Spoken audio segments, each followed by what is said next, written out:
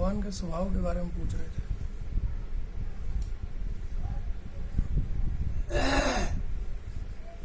जो सहज कृपाला दीन दयाला करहु अनुग्रह सोई। मानस में कहा सहज कृपाला माने स्वभाव जिनका कृपा करने का वो होते सहज कृपाला, और दीन दयाला दीनों के दयाल हैं, सहज कृपाल हैं, शरणागत की रक्षा करने वाले हैं, जीव के ऊपर सहज कृपा वर्षाते हैं। यह उनका स्वभाव है। शरणागत की रक्षा करना उनका स्वभाव है और सबकी जानते हैं, हमारे भाव से वो प्राप्त होने वाले हैं। तो भगवान का कृपालु दयालु ये स्वभाव है और शरणागत वत्सलता ये उनका स्वभाव है। जो उनका अपना मानता है उसका कल्याण करना, उसकी सुरक्षा करना, उसको प्रेम प्रदान करना, ये उनका स्वभाव है। इसीलिए भगवान के स्वभाव का ज्ञान होने पर भगवान से प्रेम सहज ही हो जाता है। अब हम क्या करते हैं, जब कोई रिश्ता करने जाते हैं कहीं, तो लड़का कैसा है, उसका स्वभाव कैसा है, उसकी हॉबी, उसकी जो वो कैसी है, इच्छाएं और उसकी पसंद क्या है, ये क्या चीज़ है। अगर वो हमें अच्छी लगती है, लड़के का स्वभाव कैसा है, तो हम प्रदान कर देते हैं लड़की। ऐसे ही हम जिसकी शरणागत होते हैं, जिसको अपना मानते हैं, जिसकी पूजा करते हैं, जब हम उसमें उसके ऊपर लालायित होते हैं, उस पर मोहित होते हैं, उस पर निछावर होते हैं, समर्पित होते हैं, इसलिए होते हैं कि उनका स्वभाव इतना अच्छा है, इतना अच्छा है कि ऐसा अच्छा स्वभाव किसी का जीव का नहीं।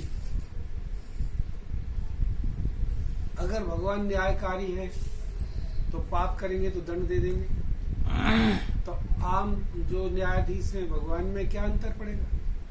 नहीं, वो न्यायाधीश के साथ साथ दयालु भी है। वो यदि कोई दुख भेजते हैं तो साथ में ये भी देखते हैं कि दुख प्राप्त करने से तुरंत बाद इसको इतना सुख दे दूं जिससे कि इसके पाप का फल भी भुगतान हो जाए, और जो ये दुखी हुआ है उससे जो मुझे दुख हुआ है भगवान को वो दूर हो जाए। माँ बाप जब अपने बालक को पीटते हैं तो उनको सुख होता है क्या?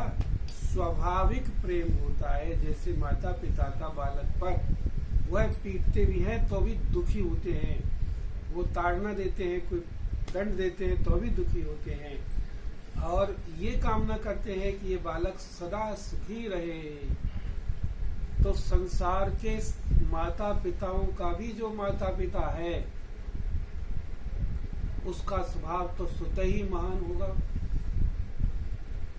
तो इसीलिए जब तक हमको भगवान के इस दयालुता, कृपालुता, सर्वशक्तिमत्ता, सर्वंतर्यामी, सर्वनियंता, इन सब बातों का पक्का पता नहीं लगता है, जब तक भगवान की बातों पर विश्वास नहीं होता है, उनके स्वभाव का परिचय नहीं होता है, तभी तक हमारा प्रेम नहीं होता है। अगर पता लग जाए वो ऐसे हैं तो ताहे भजन तज भाव न आना, उमा राम स्वभाव जही जाना।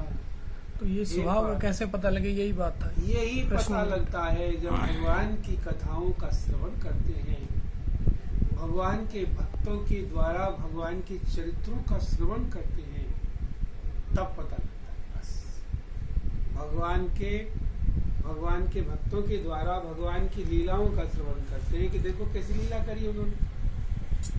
आई थी पुत्र मारने के लिए, उसको भी अपने धाम भेज दिया। कंस जैसे दुष्ट जो दिन रात वो सोचता था कि मार दूं, उनको मारने के प्रयास करता था, उसको भी अपने धाम भेज दिया। इतने कृपालु हो सकते हैं जो इतने क्रूरों को भी, जो भगवान को ही मारने के लिए आए, तो उन पर भी दया कर देते हैं। हाँ, जब तक भगवान के चरित्रों का श्रवण नहीं होगा, भगवान की लीलाओं का श्रवण नहीं होगा, भगवान के भक्तों के द्वारा उनकी दयालुता के जो अनुभव के जो चमत्कार हैं उसका श्रवण नहीं होगा, तब तक भगवान के स्वभाव का पता नहीं चलेगा। एक ही उपाय है, सत्पुरुषों से भगवत कथा, भगवत चरित्र, भगवान की चर्चा करते करते पता लगेगा। और भगवान का स्वभाव कैसा है ये बात बताई दी आपने पहले ना, ये भी जब लीला के द्वारा पता लगेगा कि जब मरा करने से वो प्रसन्न हो सकता है, तो राम राम करने वाले पर कितना प्रसन्न होगा। दुनिया में ऐसा कोई भी नहीं है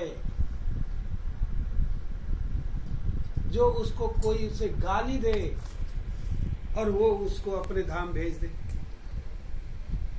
उदाहरण हजारों हैं, शिशुपाल का ले लो, राक्षसों को ले लो। बताओ भाई, कोई ऐसा है क्या जो गाली खाता रहे और उसको अपने धाम भेज दे? कौन कौन से कितने कितने चरित्र सुनने को प्राप्त होते हैं। रुक्मणी ने कौन सा पुण्य कर दिया, उससे ज्यादा भजनानंदी तो और भी बहुत होंगे, उनको तो लेने नहीं गए। वो तो नारद जी के द्वारा जब उनके चरित्र सुन सुन करके एकदम चुन लिया, भाई यही है भजनीय, यही है प्राप्त करने लायक भी, यही है पति बनाने लायक भी, यही है पिता बनाने लायक, यही है। जब निश्चय कर लिया, सत्पुरुषों पर विश्वास हो गया कि ये जो कहेंगे बढ़िया सुंदर प्रामाणिक कहेंगे, यही मार्ग है। और जब भगवान आए और रथ लेकर के लेके चले गए। पहले उन्होंने एक दूसरे को देखा भी नहीं, कभी भी उनका मिलन भी नहीं हुआ, केवल सुन करके विश्वास हो गया।